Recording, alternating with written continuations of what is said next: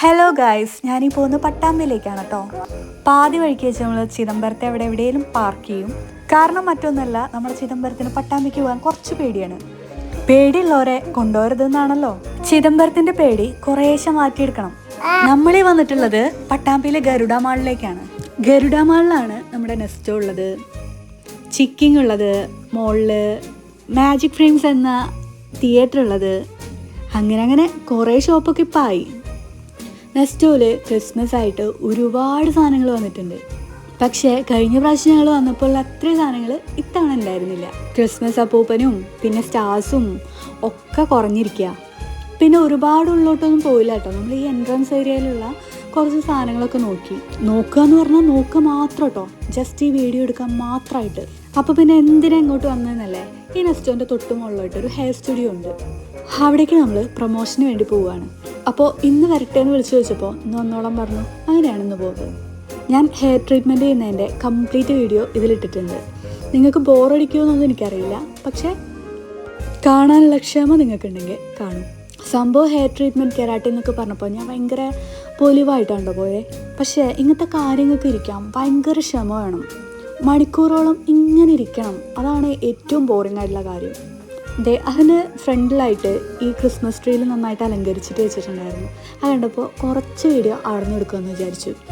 Video ഒന്ന് കളറാവട്ടെ എന്ന് വിചാരിച്ചെടുത്തായിരുന്നു. പക്ഷേ എഡിറ്റ് ചെയ്ത് വന്നപ്പോൾ ഞാനത് സ്കിപ്പ് ചെയ്തു, അതായത് ഷോർട്സിൽ. ഞങ്ങൾ വന്ന സമയത്ത് അവിടെ അത്യാവശ്യം നല്ല തിരക്കുണ്ടായിരുന്നു കേട്ടോ. കാരണം അവിടെ ഓഫേഴ്സ് നടക്കുന്നതുകൊണ്ട് എല്ലാവരും ഇങ്ങനെ വരുന്നുണ്ട്. ഇതൊക്കെ വീഡിയോ എടുക്കാനായിട്ടുള്ള വൻ ഷോയാണ് കേട്ടോ. ഞാനിതിൻ്റെ ഒന്നും പേര് പോലും വായിച്ചു നോക്കുന്നില്ല. ആൻഡ് ഇതൊക്കെയാണ് അവിടുത്തെ ഓഫേഴ്സ്, കാണുന്നുണ്ടോ? എന്തൊക്കെയാണോ, അതിൽ കുറേ ഓഫേഴ്സ് ഉണ്ട്. പക്ഷേ ഞാൻ ഹെയർ ട്രീറ്റ്മെൻറ്റാണ് ചെയ്യുന്നത്. ഞാൻ മുന്നേ കെരാട്ടിൻ ചെയ്തിട്ടുണ്ടെന്ന് പറഞ്ഞപ്പോൾ എന്നാൽ കെരാട്ടിൻ തന്നെ ചെയ്യാമെന്നാണ് അവർ സജസ്റ്റ് ചെയ്തത്. ഇതിൻ്റെ മുന്നേ ആയിട്ട് ഞാനൊരു കെരാട്ടിൻ ട്രീറ്റ്മെൻറ്റ് ചെയ്യുന്നതിൻ്റെ ഒരു വീഡിയോ മുന്നേ അപ്ലോഡ് ചെയ്തിട്ടുണ്ട്. ആ സമയത്ത് ഞാൻ പറഞ്ഞിട്ടുണ്ടായിരുന്നു, ഇങ്ങനത്തെ ട്രീറ്റ്മെൻറ്റ്സ് ഒക്കെ ചെയ്യുമ്പോൾ അതിൻ്റേതായിട്ടുള്ള സൈഡ് എഫക്ട്സ് ഉണ്ടാവും. അതിനെക്കുറിച്ചും നമ്മൾ അവെയറായിട്ട് തന്നെ ആയിരിക്കണം ഇങ്ങനത്തെ ട്രീറ്റ്മെൻറ്റിന് പോണത്. പിന്നെ കെരാട്ടിൻ ട്രീറ്റ്മെൻറ്റിൻ്റെ ഒരു പ്ലസ് പോയിൻ്റ് എന്താണെന്ന് വെച്ചാൽ നന്നായിട്ട് ഹെയർ ലെങ്ത്ത് വയ്ക്കുന്ന പോലെ എനിക്ക് പേഴ്സണലി തോന്നിയിട്ടോ. എന്ന് കരുതി ഞാൻ എല്ലാവർക്കും സജസ്റ്റ് ചെയ്യുന്ന ഒന്നുമല്ല. കാരണം അത്യാവശ്യം നല്ല ഹെയർ ഫോൾ ഉണ്ടാവും. നമ്മുടെ ഒരു നോർമൽ ഹെയർ ടെക്സ്ചർ ഇഷ്ടമാണെങ്കിൽ അത് തന്നെയാണ് എപ്പോഴും ഏറ്റവും നല്ലത്.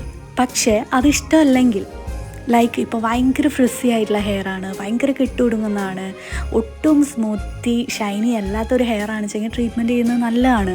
ബിക്കോസ് അപ്പോൾ ഇങ്ങനത്തെ ട്രീറ്റ്മെൻ്റ് ഒക്കെ ചെയ്യുമ്പോൾ മുടി കുറച്ചുകൂടി മാനേജബിൾ ആവും, കുറച്ചുകൂടി സ്മൂത്ത് ആവും. പിന്നെ ഭയങ്കര പൊന്തി നിൽക്കുന്ന ഭയങ്കര കട്ടിയൊക്കെ ഉള്ള മുടിയൊക്കെ ആണെച്ചെങ്കിൽ ഇതിൻ്റെ കുറച്ച് ഒരു ഹെയർ ഫോളൊക്കെ കാരണം മുടി ഒന്ന് ഒതുങ്ങിയ പോലെ തോന്നുകയും ചെയ്യും. പിന്നെ ആഫ്റ്റർ ട്രീറ്റ്മെൻറ്റ് നമ്മളെ മുടി ഭയങ്കര കെട്ടാവുന്നത് നന്നായി കുറയും. ഇതൊക്കെയാണ് എൻ്റെ പേഴ്സണലായിട്ടുള്ള എക്സ്പീരിയൻസ് കേട്ടോ. പിന്നെ ഡെയിലി എണ്ണ തേച്ച് കുളിക്കണം എന്നുള്ളവർ ഇതൊന്നും ചെയ്യാതിരിക്കുകയാണ് ഏറ്റവും ബെറ്റർ. ബിക്കോസ് അങ്ങനെ ചെയ്യുമ്പോൾ നമ്മുടെ മുടി, അതായത് മുടിയിൽ ഈ എന്താ പറയുക, ഇതിൻ്റെ ഒരു എഫക്റ്റ് ഉണ്ടല്ലോ, അത് പെട്ടെന്ന് പോവും. സാധാരണ ഇങ്ങനത്തെ ട്രീറ്റ്മെൻറ്റൊക്കെ ചെയ്ത് കഴിഞ്ഞാൽ 4 മാസം 5 മാസം 6 മാസം ഒക്കെയാണ് അതിൻ്റെ ഒരു ഡ്യൂറേഷൻ അവർ പറയാറ്. ഫസ്റ്റ് ടൈം ഞാൻ കെരാട്ടിൻ ചെയ്ത സമയത്ത് ഏകദേശം നാട്ടോ പറയാൻ പറ്റുള്ളൂ, ഏകദേശം 1 ഇയർ വരെ അതിൻ്റെ ആ ഒരു എഫക്റ്റ് ലോങ് ലാസ്റ്റ് ചെയ്തിട്ടുണ്ട്. അതിനുശേഷം മുടി ഭയങ്കര എന്താ പറയുക മാനേജബിളായി എന്ന് എനിക്ക് തോന്നിയിട്ടുണ്ട്. എൻ്റെ മുടി ഭയങ്കര ഫ്രിസി ആയിരുന്നു, ഒട്ടും സ്മൂത്ത് അല്ലായിരുന്നു. അപ്പോൾ അതിൽ നിന്നൊക്കെ കുറേയൊക്കെ ഒരു മാറ്റം വന്നിട്ടുണ്ട്. ആൻഡ് ഓഫ് കോഴ്സ് മുടി ഒഴിച്ചിൽ നന്നായി കൂടിയിട്ടുമുണ്ട്. പിന്നെ ഞാൻ നോർമലി അങ്ങനെ എണ്ണ യൂസ് ചെയ്യുന്ന ആളല്ല, അതുകൊണ്ട് എനിക്ക് ആ ഒരു ഇഷ്യൂ വന്നില്ല. അതുകൊണ്ട് തന്നെ അവിടെ നന്നായിട്ട് ഡാൻഡ്രഫ് കൂടിയിട്ടുണ്ടായിരുന്നു. സെക്കൻഡ് ടൈം ചെയ്തപ്പോഴും സെയിം തന്നെ ആയിരുന്നു കേട്ടോ. അതായത് ഒരിക്കൽ നമ്മൾ ചെയ്ത് കഴിഞ്ഞാൽ ആ ഒരു സമയത്ത് എടുത്ത ഫോട്ടോസ് വീഡിയോസ് ഒക്കെ അടിപൊളിയായിരിക്കും. അപ്പോൾ നമുക്ക് എന്ത് തോന്നും, വീണ്ടും ചെയ്യണം എന്ന് തോന്നും. കാരണം നമ്മൾ അടിപൊളിയായിരിക്കുക എന്ന് ആഗ്രഹിക്കുന്ന ആൾക്കാരാകുമ്പോൾ നമുക്ക് അതായത് ഒരു ഹെയർ ട്രീറ്റ്മെൻറ്റ് ചെയ്ത് കഴിഞ്ഞാൽ ഹെയറിൻ്റെ ലുക്ക് തന്നെ മാറുമ്പോൾ കംപ്ലീറ്റ്ലി നമ്മുടെ ലുക്ക് തന്നെ മാറുന്ന പോലെയാണ് കേട്ടോ. നമ്മളിപ്പോൾ ഭയങ്കര സിമ്പിൾ ഡ്രസ്സാണ് ഇട്ടിട്ട് എന്നുണ്ടെങ്കിലും നമ്മളുടെ മൊത്തത്തിലുള്ള ഒരു ഔട്ട്ലുക്ക് എന്ന് പറഞ്ഞു കഴിഞ്ഞാൽ ഹെയർ നന്നാവുമ്പോൾ നന്നായി തോന്നും എന്നാണ് എനിക്ക് പേഴ്സണലി തോന്നിയിട്ടുള്ളത്. സോ അതുതന്നെയാണ് ഇങ്ങനെ വീണ്ടും ചെയ്യാനുള്ള ഒരു മോട്ടീവായിട്ട് തോന്നാറ്. പക്ഷേ ഇത് ഞാൻ എന്നെയും കൂടുതൽ എൻകറേജ് ചെയ്യണ്ട എന്ന് തന്നെയാണ് കേട്ടോ എൻ്റെ അഭിപ്രായം. പിന്നെ ഈ സലൂണിലൊക്കെ ചെന്ന് കഴിഞ്ഞാൽ ഈ ഹെയർ വാഷ് ചെയ്യാൻ വേണ്ടിയിട്ട് നമ്മളിങ്ങനെ കിടക്കും. അങ്ങനെ കിടക്കുമ്പോൾ നമ്മൾ കുറച്ചൊക്കെ കെയർഫുള്ളായിരിക്കണം. ബിക്കോസ് അവർ വർക്ക് ചെയ്യുന്നതിൻ്റെ ആ ഒരു സ്മൂത്ത്നെസ്സാണ് അവർ നോക്കുക. അതിൻ്റെ ഒരു അവർക്ക് കുറച്ചുകൂടി നന്നായിട്ടുള്ള ഒരു പൊസിഷനിൽ നമ്മുടെ തല വയ്ക്കാനൊക്കെ പറയും. പക്ഷെ നമ്മൾ നമ്മളുടെ കംഫർട്ടാണ് എപ്പോഴും നോക്കേണ്ടത്. അത് ഒരുപാട് അങ്ങോട്ട് തല പുറകിലോട്ട് വയ്ക്കാതെ നമ്മളൊരു കംഫർട്ട്, അത് നമ്മൾ ഓക്കെ ആയിരിക്കണം, അതെപ്പോഴും നമ്മൾ ശ്രദ്ധിക്കണേ. കാരണം എന്താണെന്ന് വെച്ചാൽ ഇങ്ങനെ കിടക്കണ സമയത്ത് നമ്മളുടെ കഴുത്തിലത്തെ ഞരമ്പുകളൊക്കെ അത് ഭയങ്കരമായിട്ട് ബാധിക്കാതെ നമ്മൾ നോക്കണം. ഈ ഒരു പൊസിഷനിൽ കിടക്കുമ്പോൾ പലരും കോമയിലായി പോയിട്ടുണ്ട് എന്നൊക്കെ ഞാൻ കേട്ടിട്ടുണ്ട്. അപ്പോൾ എനിക്ക് ഭയങ്കര പേടിയാണ് കേട്ടോ. അതുകൊണ്ട് തന്നെയാണ് ഞാൻ നിങ്ങളോടും പറയുന്നത്, ഇങ്ങനെ ഹെയർ ബാത്ത്, ഹെയർ സ്പാ അല്ലെങ്കിൽ ഹെയർ ട്രീറ്റ്മെൻറ്റൊക്കെ ചെയ്യാൻ വേണ്ടി നിങ്ങൾ പോണ സമയത്ത്, ഈ ഹെയർ ബാത്തിൻ്റെ സമയത്ത് അതിൽ കിടക്കുമ്പോൾ നമ്മൾ ഓക്കെ അല്ലേ, നമ്മൾ കംഫേർട്ട് അല്ലേ എന്ന് നമ്മളെപ്പോഴും ശ്രദ്ധിക്കണം. ലൈക്ക് നമ്മൾ എത്ര പൈസ കൊടുത്തിട്ടാണ് അല്ലെങ്കിൽ നമ്മൾക്ക് എന്തെങ്കിലും ഓഫറിലാണ് അല്ലെങ്കിൽ ഫ്രീ ആയിട്ടാണ് ചെയ്യണമെങ്കിൽ നമ്മൾ നമ്മുടെ ഹെൽത്ത് എപ്പോഴും ശ്രദ്ധിക്കണം. അങ്ങനെ ഒരുവിധം നമ്മളുടെ ഹെയർ വാഷൊക്കെ കഴിഞ്ഞു കേട്ടോ. അതായത് ഈ കെരാട്ടിൻ ചെയ്യണ സമയത്ത് ഇവർ ഹെയർ വാഷ് ചെയ്യും. ആദ്യം നമ്മുടെ മുടിയിൽ, സ്കാൽപ്പിലൊക്കെ എണ്ണയൊക്കെ ഉണ്ടോ നോക്കാൻ വേണ്ടിയിട്ട് ആദ്യം ഹെയർ വാഷ് ചെയ്യും.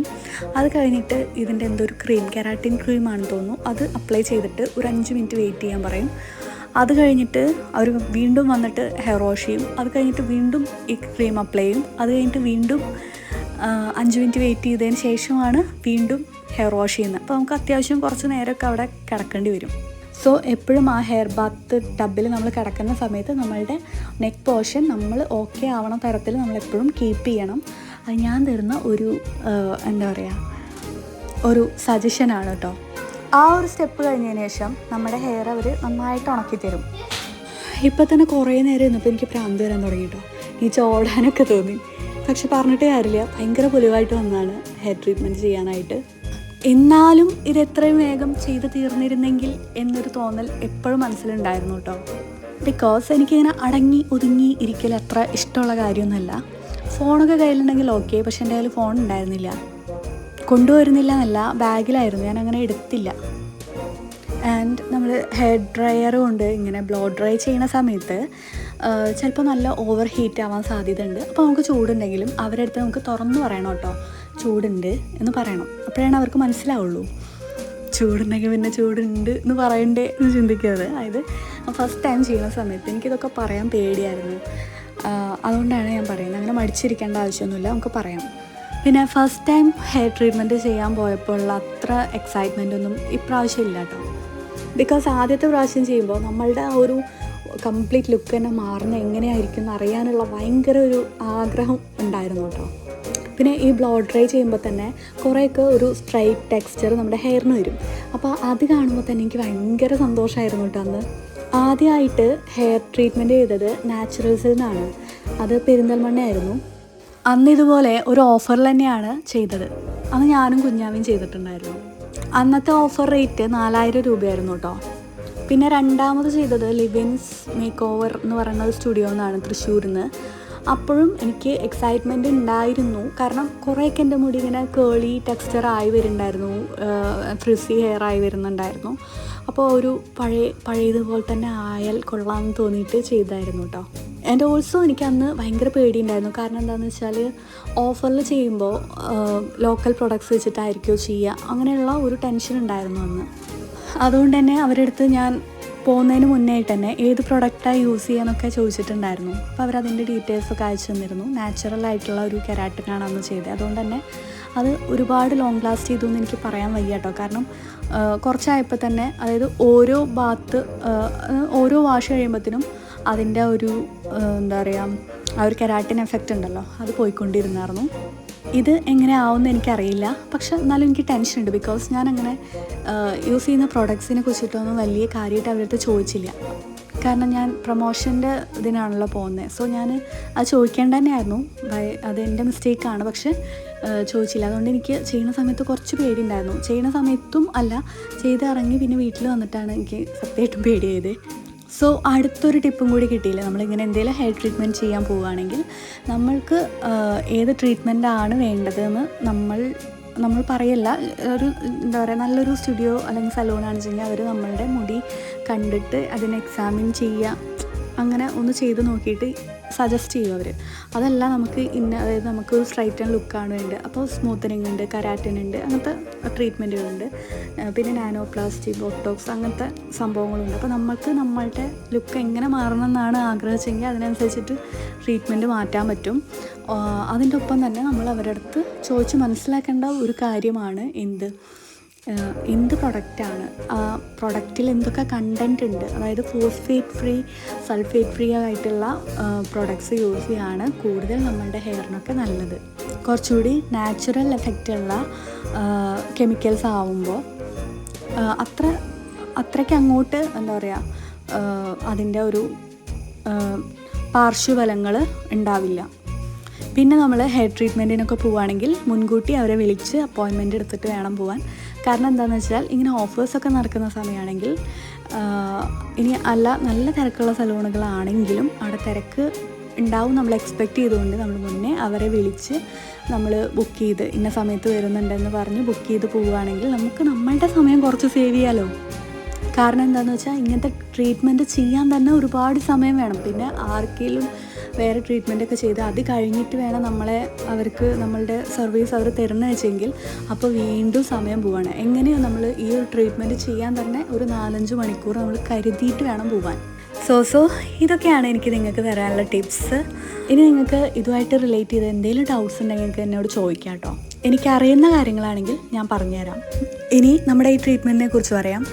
ആ ബ്ലോ ഡ്രൈ ചെയ്തതിന് ശേഷം അവർ വീണ്ടും ക്രീം അപ്ലൈ ചെയ്തിട്ട് സെഷൻസ് ആക്കി തിരിച്ച് ക്രീം അപ്ലൈ ചെയ്തതിന് ശേഷം നമ്മളുടെ മുടി സ്ട്രൈറ്റൻ ചെയ്യാണ് ചെയ്യുന്നത്.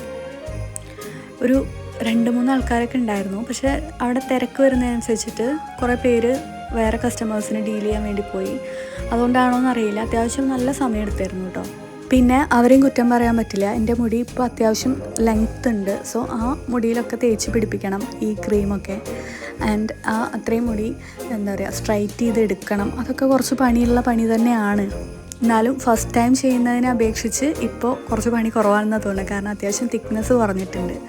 ഞാൻ ഇതുവരെ ഹെയർ കളർ ചെയ്തിട്ടില്ല കേട്ടോ. ചെയ്ത് നോക്കണം എന്ന് ആഗ്രഹമുണ്ട്. പക്ഷേ ഹെയർ കളറിങ് ചെയ്ത് കഴിഞ്ഞാൽ അതിൻ്റെ ആ ഒരു സമയം കഴിഞ്ഞ് കഴിഞ്ഞാൽ പിന്നെ മുടി ആ കളർ പോയിട്ട് പിന്നെ വൈറ്റ് കളറാണ് വരിക എന്ന് ആരുടെയൊക്കെയോ മുടിയിൽ ഞാൻ കണ്ടതുകൊണ്ട് എനിക്ക് ചെയ്യാൻ പേടിയാണ്. സോ അങ്ങനെ തന്നെ ആണോ എന്ന് എനിക്കറിയില്ല കേട്ടോ. നിങ്ങൾക്ക് ആർക്കെങ്കിലും അറിയുകയാണെങ്കിൽ ഒന്ന് പറഞ്ഞു തരണേ. പിന്നെ സാധാരണ സമയത്തൊക്കെ സലൂൺസിൽ ഇങ്ങനത്തെ ഹെയർ ട്രീറ്റ്മെൻറ്റ് ചെയ്യുമ്പോൾ നമ്മളുടെ മുടിയുടെ ലെങ്ത്തിനും തിക്നെസ്സിനും അനുസരിച്ചിട്ടാണ് അതിൻ്റെ റേറ്റ് വരിക. അതുകൊണ്ട് തന്നെ ഒരു ആഗ്രഹത്തിൻ്റെ പുറത്ത് നമ്മുടെ മുടിയുടെ ടെക്സ്ചർ അല്ലെങ്കിൽ ലുക്കൊക്കെ മാറണം എന്ന് ആഗ്രഹം ഉണ്ടെങ്കിൽ ഓഫർ സമയത്ത് ചെയ്യുന്നത് തന്നെയാണ് ബെറ്റർ. കാരണം കുറച്ച് പൈസ നമുക്ക് സേവ് ചെയ്യാൻ പറ്റും. എന്തായാലും ഒരു ചെറുതായിട്ടെങ്കിലും സൈഡ് എഫക്റ്റ് ഉണ്ടാവും എന്നുള്ളത് എനിക്ക് തോന്നിയിട്ടുള്ള ഒരു കാര്യമാണ് കേട്ടോ. അതിപ്പോൾ ഓഫറുള്ള സമയത്തായാലും ഓഫറില്ലാത്ത സമയത്താണെങ്കിലും അങ്ങനെ തന്നെ ആയിരിക്കും. ആൻഡ് ആഫ്റ്റർ കെയർ പോലെയും ഇരിക്കും കേട്ടോ. നമ്മൾ കുറച്ചുകൂടിയൊക്കെ നന്നായിട്ട് നമ്മുടെ ഹെയർ കെയർ ചെയ്യുകയാണെന്നുവെച്ചെങ്കിൽ നന്നായിട്ട് തന്നെ ഇരിക്കും. ഒട്ടും നോക്കാതെ ഭയങ്കര റഫായിട്ട് മുടിയെ ട്രീറ്റ് ചെയ്യുകയാണെങ്കിൽ മുടി അതുപോലെ തന്നെ ആയിരിക്കും. ഞാനങ്ങനെ ഒരുപാട് ഹെയർ കെയർ ചെയ്യുന്ന ആളൊന്നുമല്ല കേട്ടോ. സത്യം പറഞ്ഞാൽ ഹെയർ കെയറേ ചെയ്യാറില്ല. പക്ഷേ ഇപ്പോൾ മുടിയുടെ തിക്നെസ്സിൻ്റെ കാര്യത്തിൽ ഒരുവിധം ആയതുകൊണ്ട് എന്തെങ്കിലുമൊക്കെ ചെയ്യണം എന്ന് എനിക്ക് ആഗ്രഹമുണ്ട്. പക്ഷേ മുടിയിൽ എന്തെങ്കിലും പാക്ക് അപ്ലൈ ചെയ്താലോ അല്ലെങ്കിൽ എണ്ണ തേച്ച് കുറച്ച് നേരം നിന്നാലൊക്കെ എനിക്കത്ര പറ്റാറില്ല. കാരണം ഈ നീരിറക്കം എന്ന് പറയില്ലേ, അങ്ങനത്തെ സംഭവങ്ങളൊക്കെ ഉണ്ടാവും. അതുകൊണ്ട് ഞാൻ അതിനൊന്നും വല്ലാണ്ട് മെനക്കെടാറില്ല. മെനക്കെട്ട് കഴിഞ്ഞ് എനിക്ക് പനി, ജലദോഷം അതൊക്കെ വരാൻ സാധ്യതയുണ്ട്. പിന്നെ ആ ക്രീം അപ്ലൈ ചെയ്തതിന് ശേഷമാണ് കേട്ടോ അവർ ഈ ഒരു പ്ലാസ്റ്റിക് കവർ കൊണ്ട് റാപ്പ് ചെയ്ത് വെക്കുന്നത്. കുറച്ച് സമയം കഴിഞ്ഞിട്ടാണ് ഇത് സ്ട്രൈറ്റൻ ചെയ്യുക. ഞങ്ങൾ ഏകദേശം ഒരു 3:30 ആകുമ്പോൾ ഇവിടെ എത്തിയിട്ടുണ്ട് കേട്ടോ. പക്ഷേ ഈ ഒരു സംഭവം ചെയ്യുന്ന സമയത്ത് 7:30 ഒക്കെ ആയിട്ടുണ്ടായിരുന്നു സമയം. സംഭവം അവിടെ ഇരിക്കുന്നത് കുറച്ച് ബോറിംഗ് ആയിരുന്നു കേട്ടോ. കാരണം ആരുടെയിലൊക്കെ ഒന്ന് സംസാരിക്കാമെന്ന് വെച്ചാൽ ഇവിടെ ഉള്ളവർക്കൊന്നും മലയാളം അറിയത്തില്ല. അവരോട് സംസാരിക്കാൻ എനിക്ക് ഹിന്ദി അറിയില്ല. അതുകൊണ്ട് സംഭവം കുറച്ച് ബോറിംഗ് ആയിരുന്നു കേട്ടോ. പണ്ടൊക്കെ ഹിന്ദി കേട്ടാലെങ്കിലും മനസ്സിലായിരുന്നു കേട്ടോ. പക്ഷേ ഇവർ സംസാരിക്കണ എന്തോ എനിക്ക് ഒന്നും മനസ്സിലാവാത്ത അവസ്ഥയായിരുന്നു. എന്തായാലും ഈ ഹെയർ ട്രീറ്റ്മെൻറ്റ് കഴിഞ്ഞിട്ടുള്ള എൻ്റെ ഒരു റിവ്യൂ ഞാൻ നമ്മുടെ അടുത്ത വീഡിയോസിലൊക്കെ അറിയിക്കാം കേട്ടോ. ആ റിവ്യൂ എന്തായാലും ജെന്യൂൻ ആയിരിക്കും. ഈ സ്റ്റുഡിയോയുടെ ആൾക്കാർ കാണാതിരുന്നാൽ മതിയായിരുന്നു. അവരെനിക്ക് ഈ ഒരു ഹെയർ ട്രീറ്റ്മെൻറ്റിൻ്റെ കൂടെ ഒരു ഫേഷ്യൽ കൂടെ ചെയ്യാമെന്ന് പറഞ്ഞിട്ടുണ്ടായിരുന്നു. പക്ഷെ അത് ചെയ്യാനുള്ള സമയം നമുക്ക് ഉണ്ടായിരുന്നില്ല കേട്ടോ. ഞാൻ പറഞ്ഞല്ലോ, അത് നമ്മൾ 3:30 ഇവിടെ എത്തി. പിന്നെ ഏകദേശം ഇതൊരു മിഡിലൊക്കെ ആകുമ്പോഴത്തേനും ഒരു 7 മണിയൊക്കെ കഴിഞ്ഞ് ഞാൻ വിചാരിച്ചു ഏകദേശം ഒരു 7-7:30 ആകുമ്പോഴത്തേനും വീട്ടിലേക്ക് തിരിച്ചു പോകാമെന്ന്. പക്ഷേ കുറച്ച് കഴിഞ്ഞിട്ട് ഇതൊക്കെ ചെയ്യുന്ന സമയത്തായിരുന്നു കുഞ്ഞാവ് വന്നിട്ട് പറഞ്ഞേ സമയം 7:30 ആയിരുന്നു. അപ്പം തൊട്ട് എനിക്ക് കുറച്ച് ടെൻഷനായിട്ടോ. കാരണം ഞങ്ങൾ ചിദംബരത്തിനെ കൂട്ടുപാത വെച്ചിട്ടാണ് പോന്നിട്ടുള്ളത്. ഹെൽമെറ്റ് അവിടെ അടുത്തുള്ള ഒരു ബേക്കറിയിലായിരുന്നു കൊടുത്തിട്ടുണ്ടായിരുന്നത്. അപ്പോൾ അവർ കട അടച്ചു പോയാൽ ഞങ്ങളുടെ ഹെൽമെറ്റ് കിട്ടില്ല. അത്രയും ടെൻഷൻ്റെ ഇടയിലും ഇരുന്ന് ചിരിക്കുന്ന എൻ്റെ ഒരു കഴിവിനെ ഞങ്ങൾ കണ്ടില്ല എന്ന് നടിക്കരുത്.